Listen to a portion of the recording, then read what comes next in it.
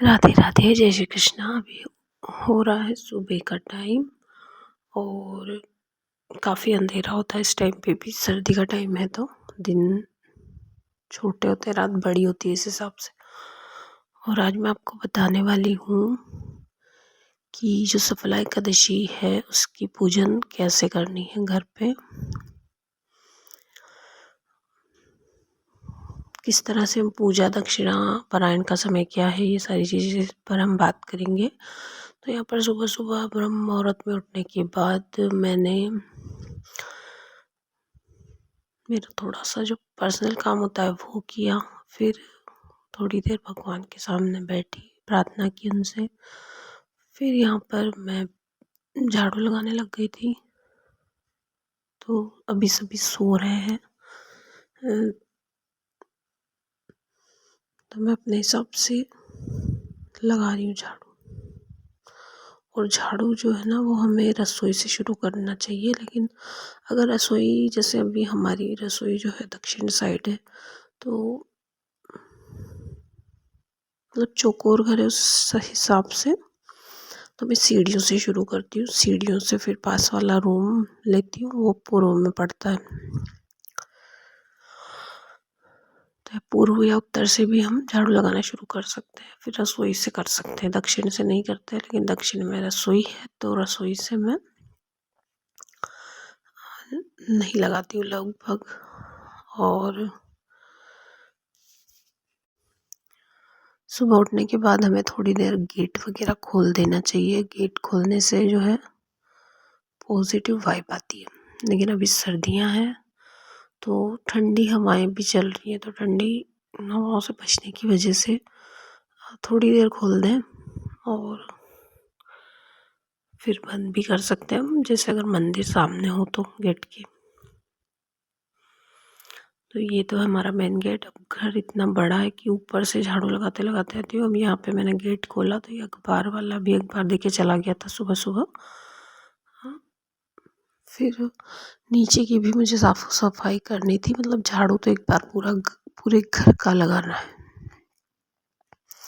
भले पोछा हम बाद में भी लगा सकते हैं, लेकिन एक बार जो है सफाई कर लेंगे झाड़ू लगा के पूरे घर की। तो ऊपर से झाड़ू लगाना पड़ता है और नीचे तक, डबल मंजिल घर है तो। और ये मेन गेट है और यहाँ पे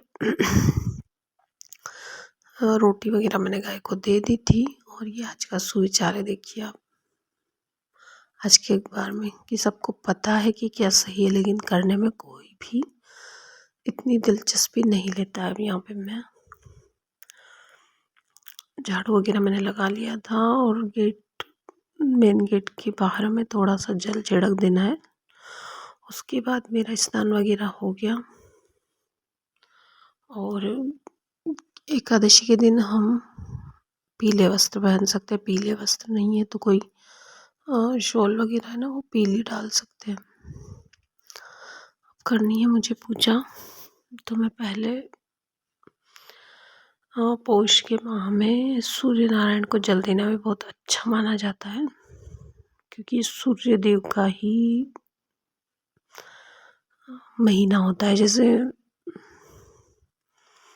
कार्तिक मास विष्णु जी का होता है, सावन का महीना शंकर जी का होता है, उसी तरह से पौष का महीना सूर्य देव का होता है। तो इस महीने में जो है सूर्य को जल चढ़ाना बहुत अच्छा माना जाता है। इसलिए रोज हम सूर्याय नमः, भास्कराय नमः,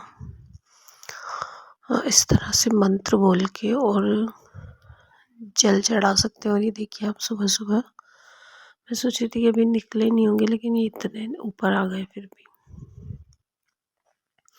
तो यहाँ हम सूर्य देव को जल देंगे और जल की जो धार है ना वो हमारे सिर से ऊपर से नीचे आनी चाहिए। उसके बाद मैंने यहाँ पर मेरे गोविंद को स्नान वगैरह करा दिया था। दूध आ गया था तो फिर मैंने दूध और गर्म पानी रख दिया, फिर माला वगैरह करके। और जो जल है वो तुलसी में डालूंगी मैं। यहाँ तुलसी हमारे गैलरी में रखी हुई है।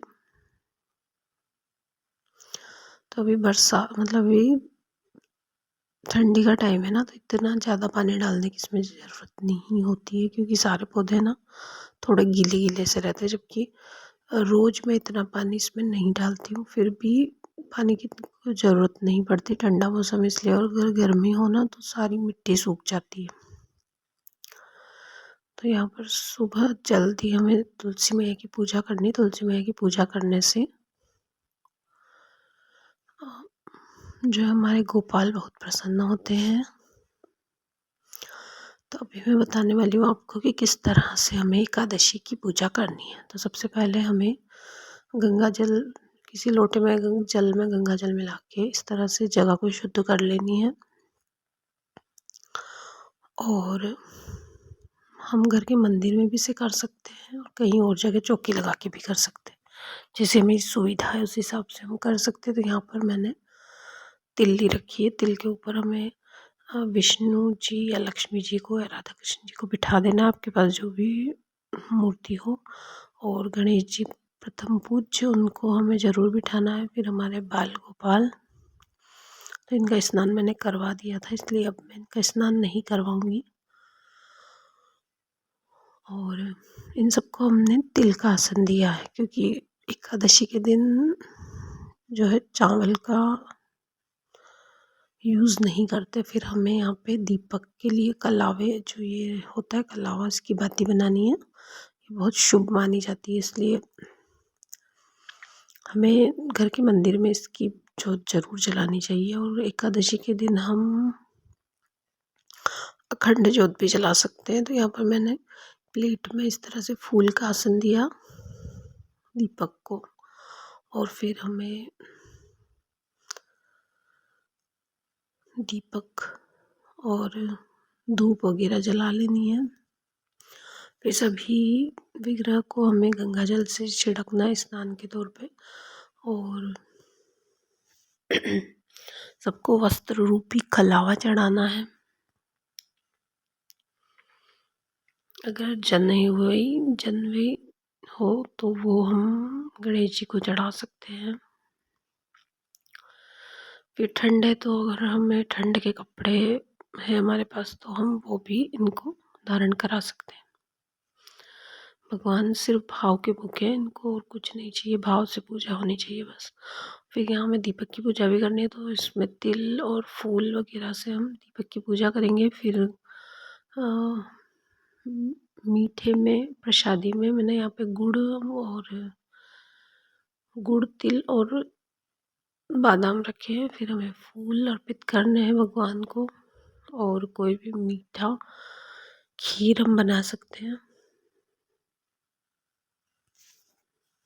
कोई फल जो अवेलेबल हो, जैसे केला हो, पपीता हो, ये हम इस पे रख सकते हैं।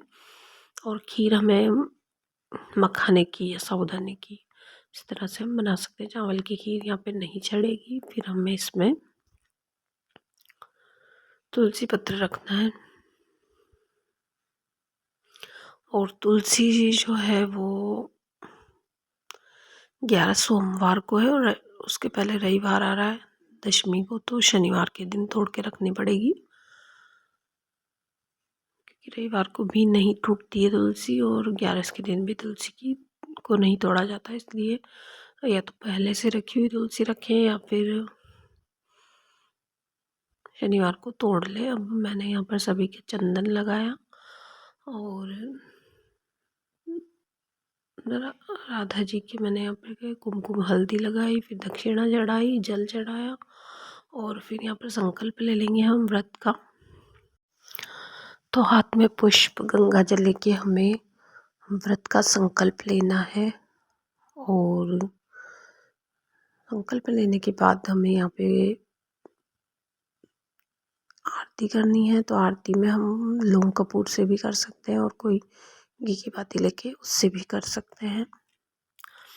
और जो ये एकादशी है, सफला एकादशी, पौष माह की कृष्ण पक्ष की है। ये एकादशी आएगी 15 दिसंबर को, और इसके पारायण का समय है 16 दिसंबर को 7:05 से 9:15 तक आप पारायण कर सकते हो। और द्वादशी के दिन हमें चावल खाना है। हाँ, और एकादशी और दशमी के दिन भी हमें कोई चावल या मूली वगैरह, मांस मदिरा इन चीज़ों का सेवन नहीं करना है।